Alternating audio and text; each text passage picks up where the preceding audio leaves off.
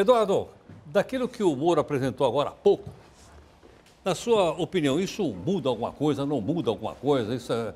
Qual é a avaliação que você faz? Olha, em 30 anos de atuação, quer acadêmica, quer profissional na área criminal, o que eu posso dizer é que efetivamente não são mudanças legislativas que alteram a sensação de impunidade que existe. Nós precisamos muito mais de efetividade, de aplicabilidade das normas do que de mais normas. Acho que, não obstante bem intencionado, o ministro Moro ainda está em seu gabinete curitibano, agora transportado para Brasília.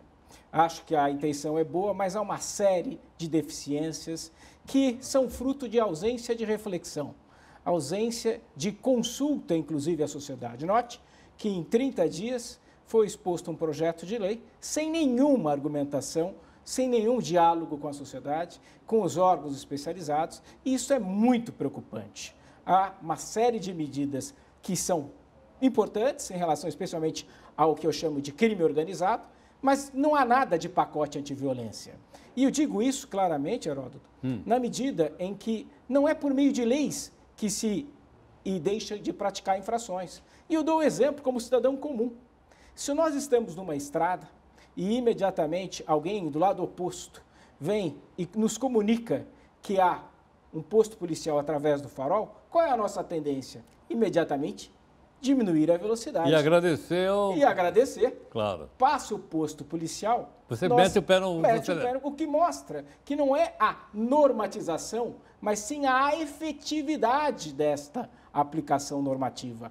A eficácia da norma e não a norma per si. De nada adianta você criar penas mais duras, penas mais altas, se você não tem a eficácia, a valorização dos profissionais. Este projeto, em muitas etapas, acaba desvalorizando a polícia científica, por exemplo.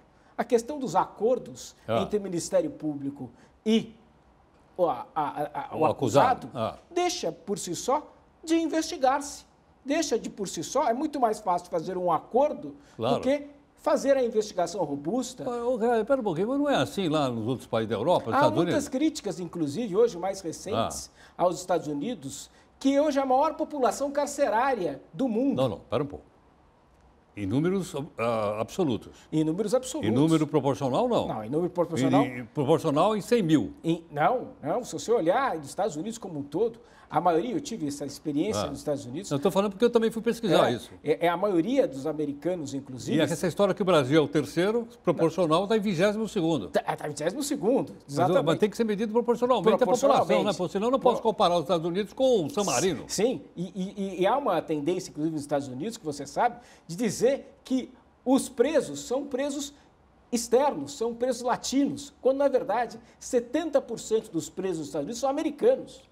Em face do quê? Em face, muitas vezes, de compactuações para que haja confissões rápidas. Por exemplo, nesta questão do plea bargain, do acordo que tanto se propõe entre o acusado e o Ministério Público, se estabelece que até 4 anos isto é possível. Eu trabalho, por exemplo, com a situação do grande escândalo da mandioca, que é incentivos em mandioca que eram inexistentes. Isso está previsto no crime de sonegação fiscal. Isso não está previsto num crime com pena superior a 4 anos. E nós vamos fazer acordos em grandes conluios desse gênero? Então é preciso refletir. Eu me lembro de uma frase... Essa proposta não vai ser discutida exaustivamente no Congresso Nacional? Eu espero que sim. Pelos deputados federais, pelos senadores, representantes do povo. O problema é que os representantes do povo é o que mais preocupam, não é? Porque, efetivamente, nós estamos num momento em que a urgência de todas as medidas acabam atropelando, muitas vezes, a racionalidade. E isto é muito perigoso. Já vi hoje deputados dizendo, da bancada da bala, que isto passa rapidamente. E eu me lembro de uma frase de Aristóteles que me parece muito pertinente, que diz: os ignorantes afirmam, os sábios refletem, e os com bom senso, mais do que nunca, analisam, dialogam.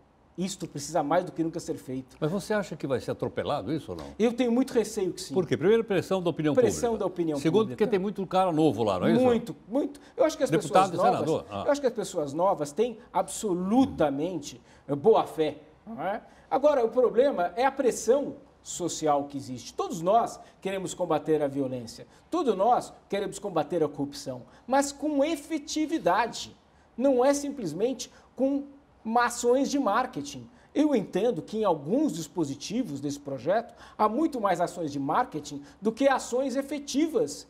Eu lhe dou um exemplo. Mas aí a OAB pode entrar na parada e apresentar também sua proposta lá. Não há nem dúvida disso. Esperemos que a OAB faça isso. Então, deve fazer, eu suponho. Esperemos. São os operadores do direito. Até agora eu vi a OAB omissa. Então é muito importante que a OAB se manifeste, porque isto não é uma coisa que surge agora. Já vem um planejamento disto e a OAB está absolutamente omissa. Então é preciso que não só a OAB, mas a própria sociedade reflita. Reflita, porque as consequências depois são para a própria sociedade. O problema hoje é que nós pessoalizamos, nós ideologizamos. Quer dizer, se fala do Lula, do Aécio, eu não estou querendo, eu não voto no Lula, eu não voto no Aécio, eu voto na população. E a população precisa saber que aquilo que ela está pregando volta contra si. Quantas vezes eu vi, muitas vezes, pessoas dizendo, nós temos que prender em determinado momento, e depois ela se torna ré e diz que absurdo. O 2 pesos, 2 medidas. Hoje o próprio ministro Moro diz, eu não posso punir da mesma forma aquele que pratica uma grande corrupção do guarda que pede um dinheiro para um valor e não aplicar uma multa. Meu Deus do céu, nós estamos absolutamente esfacelados em matéria de valores. E é isso que mais me preocupa. É claro que a mensuração, a quantificação da pena, que é tarefa do juiz e não do legislativo. É tarefa do juiz. É que deve levar um caso diferenciado do outro. Mas o Estado não pode impor, como está tentando impor através deste projeto, já uma categoria diferenciada de A para B. Isso é muito perigoso para a democracia. Vamos lembrar que Hitler foi eleito e que Goebbels foi o grande propagandista de Hitler. Nós temos que tomar cuidado para não chegarmos a isto. Bom, lógico. Você está comparando o Bolsonaro com o Hitler? Não, não, de forma alguma. Não, é que eu às vezes me confundo aqui. De forma alguma. Eu e ele foi eleito primeiro-ministro.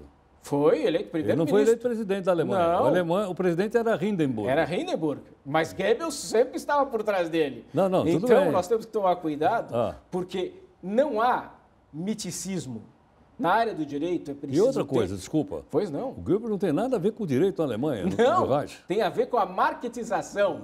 Não, sim, lógico. Sim. Com a marketização, mas ele não apresentou nenhum projeto de lei lá. Você o que nós temos hoje, mais do que nunca, você vê no projeto, e algumas pegadinhas estão no projeto, é que é possível, para você ter uma ideia nesse projeto, que até o diretor do estabelecimento prisional defina a pena.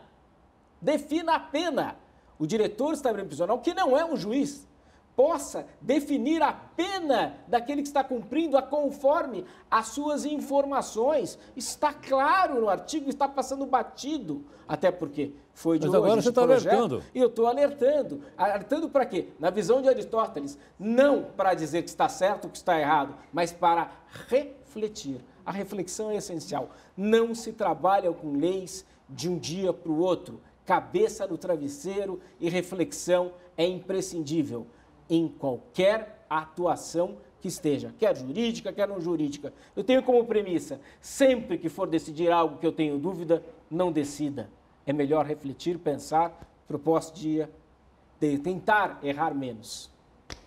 Tadeu, obrigado pela gentileza. E pela defesa enfática e respeitável, logicamente. Muito obrigado. Eu que agradeço. Muito obrigado.